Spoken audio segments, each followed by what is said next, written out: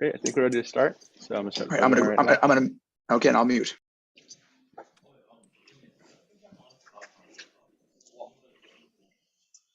All right. So hi everyone who's joining through the webinar. Now it's my distinct pleasure to introduce our guest for today, Professor Spence. Professor Spence is the William R. Berkeley Professor at the NYU Stern School of Business and the Philip H. Knight Professor Emeritus of Management and Dean Emeritus at the Graduate School of Business at Stanford University. He has also taught at Harvard University, where he was Dean of the Faculty of Arts and Sciences. In 2001, Professor Spence received the Nobel Prize in Economic Sciences for his groundbreaking work in the field of informational economics. Now it is my honor to welcome our guest, Professor Spence. The digital floor is yours. Thank you, Zunian, and hello, everybody. It's a pleasure to spend at least a small amount of time with you.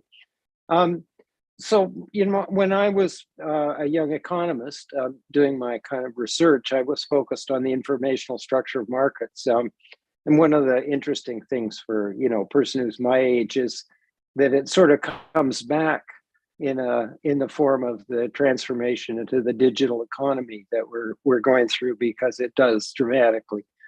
All these technologies do dramatically affect the informational structure of markets. And I was interested to hear just before we started that you all are getting educations in big data, artificial intelligence, computer science, digital literacy, and other things, which I think I laughed because it wasn't even remotely part of my high school education. We didn't even have an economics course. But anyway, I told Suni and I would talk a little bit about growth. And I'm going to take a kind of global perspective and kind of focus a little bit on the history and then look forward a little bit, because I think to kind of telegraph where I'm going to end up, we're in a kind of multi-dimensional sort of period of regime change in the global economy. And it's going to feel very, very different from the last 70 or so years since the end of World War II.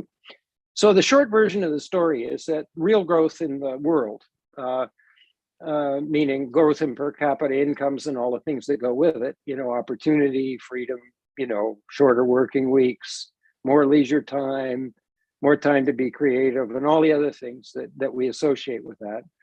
And I don't mean growth, you know, and material well-being is the whole story, but it certainly helps if you have the resources. That growth started in late 18th century in Britain. Before that, if you go back and look at the data, there was essentially negligible growth. That doesn't mean there wasn't progress. We had scientific progress in the Enlightenment.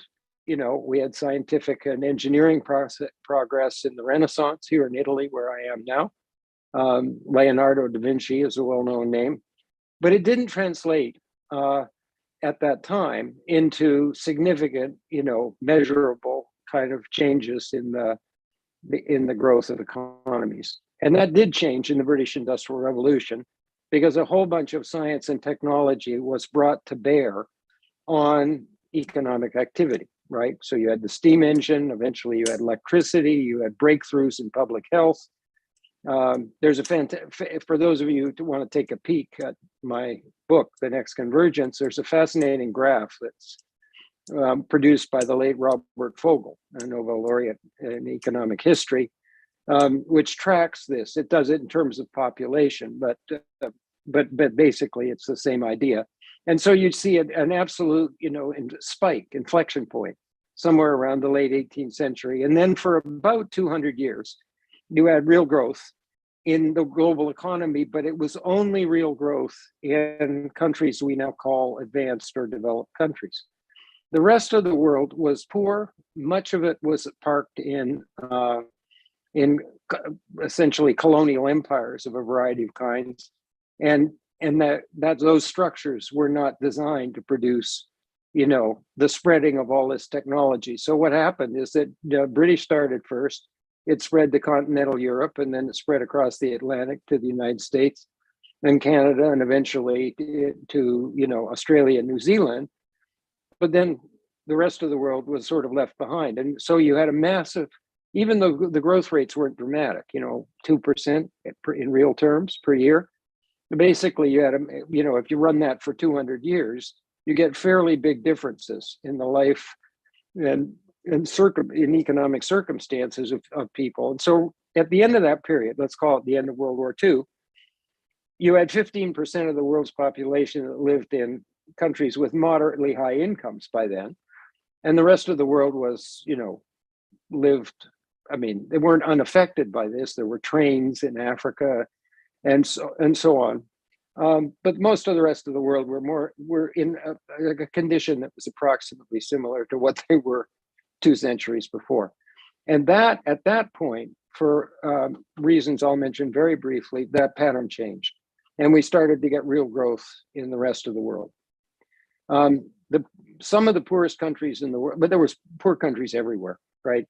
Latin America was actually among the sort of developing countries and emerging economies were the highest income economies. They're what we would now call middle income. Argentina was the most advanced, but it's had a pretty tough time since then. Africa and Asian countries were just plain poor. When I say poor, with per capita incomes, well under $1,000, probably closer to $500 a year, right? To compare that to the United States per capita income of, let's call it 50,000 or 60 or something like that. Just enormous differences. Anyway, the pattern changed, and slowly, haltingly at first, you started to get growth in the developing world. And the reason for that is the colonial empires were dismantled.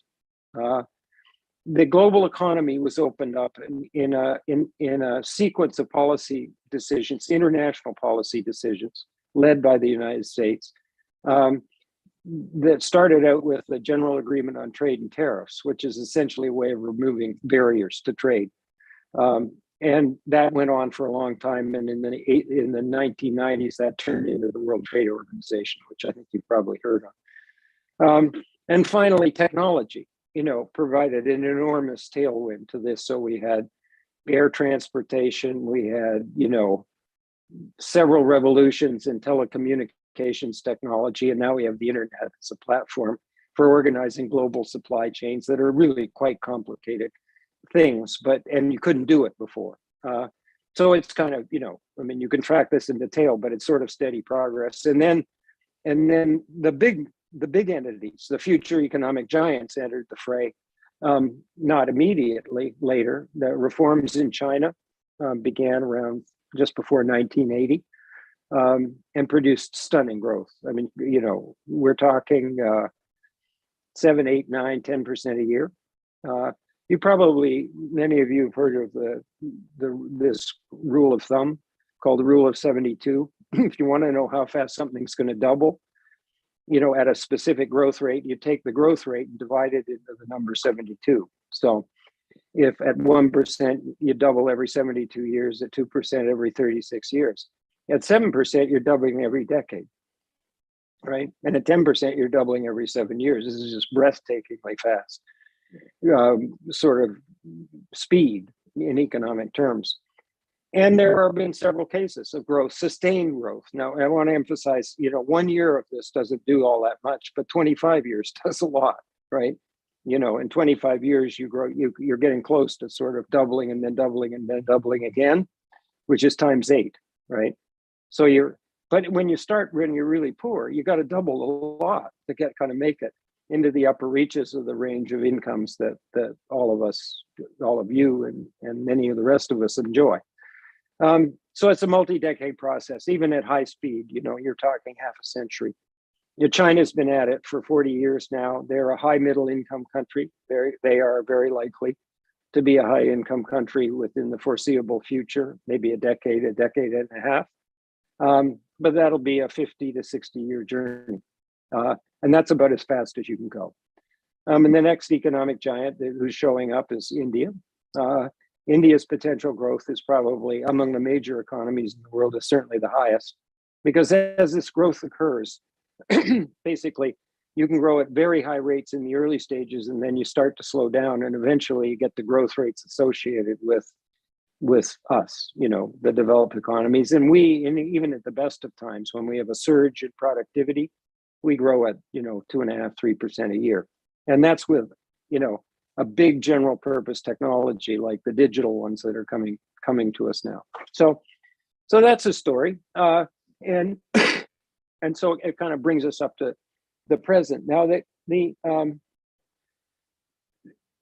I guess the thing I wanted to spend the kind of last 10 minutes before I field any questions you might have is, why do I think there's sort of regime change? In order to describe this, I need to tell you a little bit about the growth model. So in the early stages of growth, the way an economy grows at 7 or 8% a year is it can't grow on its own demand. I mean, if you look at an economy that has a per capita income of, say, $500 or even $1,000, most of the income is spent on the producing side, on energy, housing, and food, right?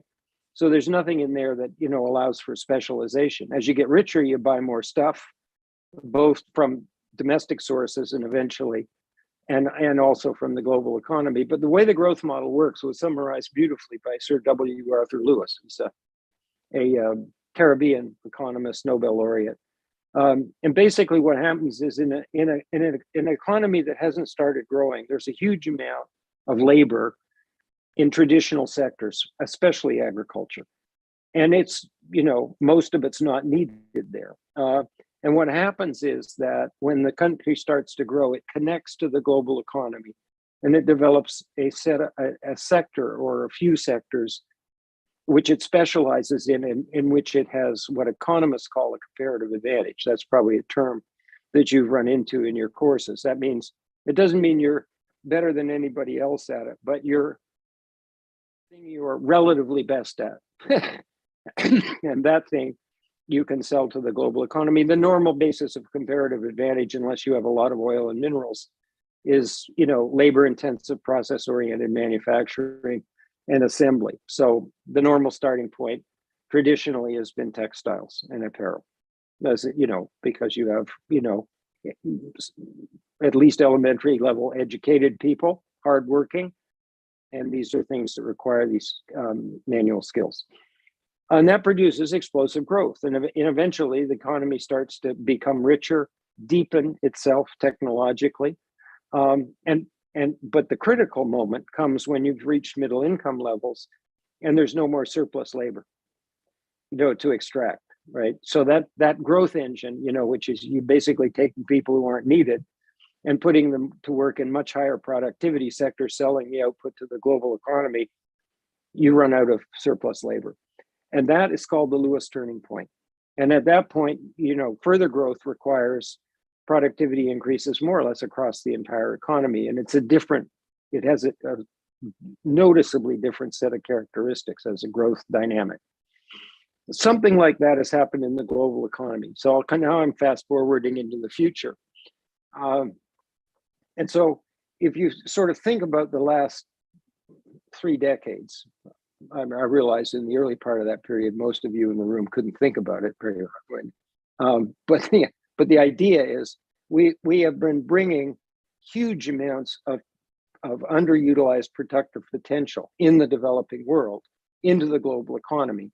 And it kept costs down. It had deflationary effects. It meant that, inflation really didn't, produce problems in most places. And the global economy, but we've kind of run the course on that, right?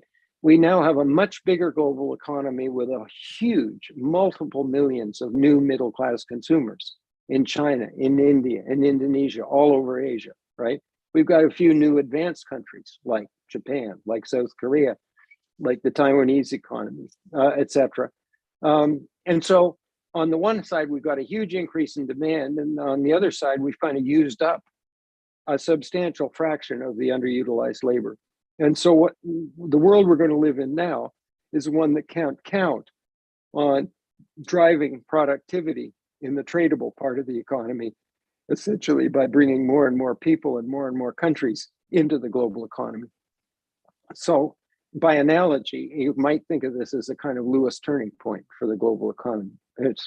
So the inflationary pressures will be greater. Some of you probably noticed that we were running essentially since the great financial crisis in 2008 and the follow-on sovereign debt crisis in Europe on a demand-constrained economy. There was really if you increase demand suddenly in that period of time, say 2008 to 2022, there wasn't any question about whether the supply would be able to respond to it, unless it was just an absolutely kind of ridiculously large increment. Then the pandemic hit. We've got supply chain blockages. We have this sort of Lewis turning point in the global economy, and we've almost on a dime switched to a supply constrained economy. And we have inflationary pressures. We have central banks in a very uncomfortable position because they're supposed to fight inflation, but they don't really want to kill off, the kind of pandemic recovery process and growth. So they keep hoping the supply side will respond, but so far, there are structural impediments to that. The labor force participation and other kinds of behavior are starting to change. The global economy is more balkanized because of geopolitical tensions and residual blockages that don't seem to be going away in the global supply chain. I mean, when I say blockages, I mean, we have shortages of almost anything, right? You can go to the supermarket and find sort of blank shelves. It's an interesting exercise to try to buy semiconductors and whatnot, and by the way, semiconductors are in almost everything. And now we have a whole bunch of sanctions as a response to the invasion of the Ukraine.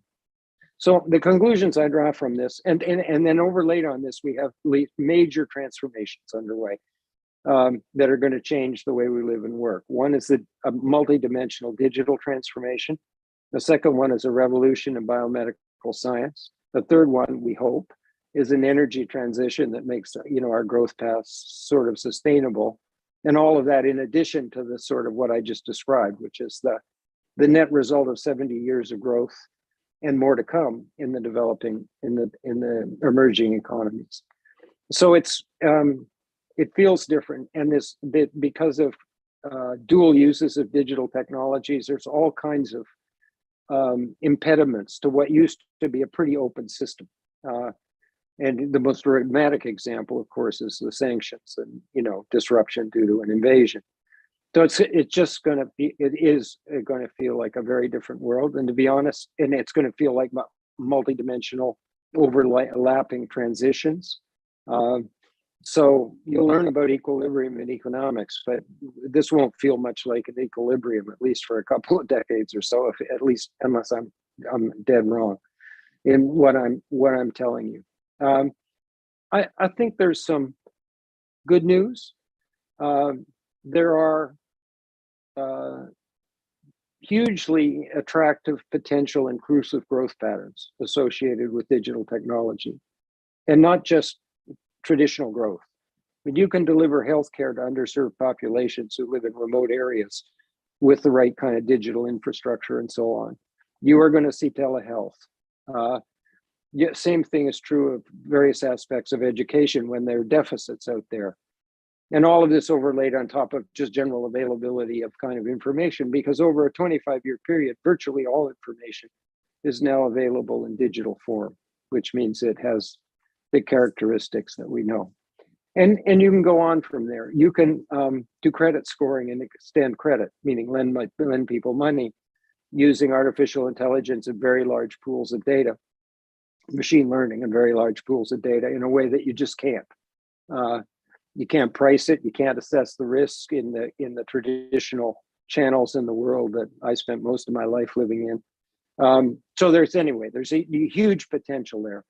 The biomedical revolution is extraordinary. The first round of DNA sequencing cost $10 million. It now costs $1,000, and maybe in a few years it'll be $500. I mean, this is just core tools in the biomedical sciences and in agricultural science and so on. DeepMind in the UK, now owned by Alphabet, can take the amino acid sequence that defines a protein and reasonably accurately predict its three-dimensional structure. Now, it's not going to affect your life tomorrow, but it's a huge productivity increasing tool for people who are pushing forward the frontiers of biomedical science, drugs, vaccines, etc. We can now do gene editing. 2 women received the Nobel Prize 2 years ago in chemistry for discovering how bacteria do gene editing, and that is how we learned to do it. I guess I'll just close by saying all of these tools are incredibly powerful. Some of them are so powerful they're scary, and you have to sort of think, meaning we collectively have to think carefully about when they're appropriately used and when they're not.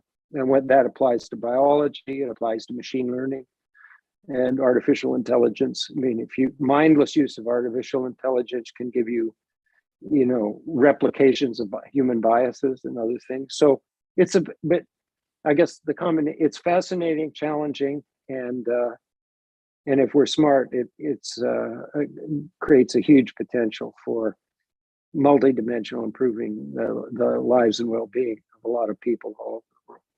So Zunian, I'll stop there. Thank you so very much for your talk, Professor Spence. Now we will begin the Q&A.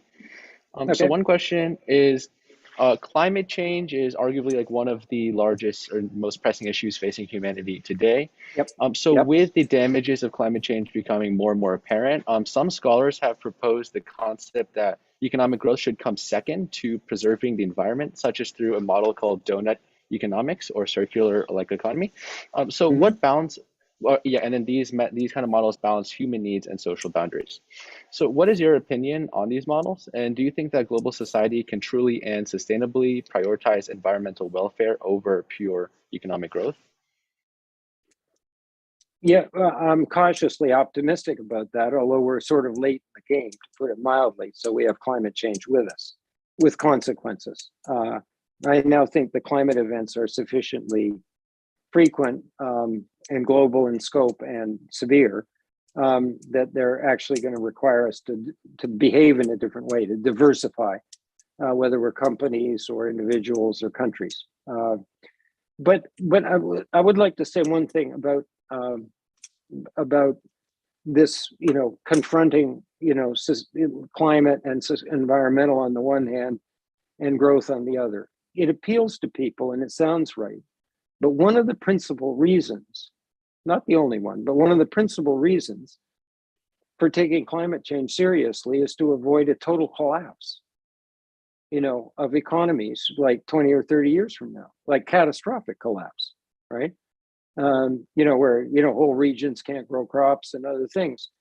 So it's not that different, right? It's just a different time horizon. And because it's a long time horizon thing, and there's considerable uncertainty, those combination of things have made it difficult for us to mobilize around it.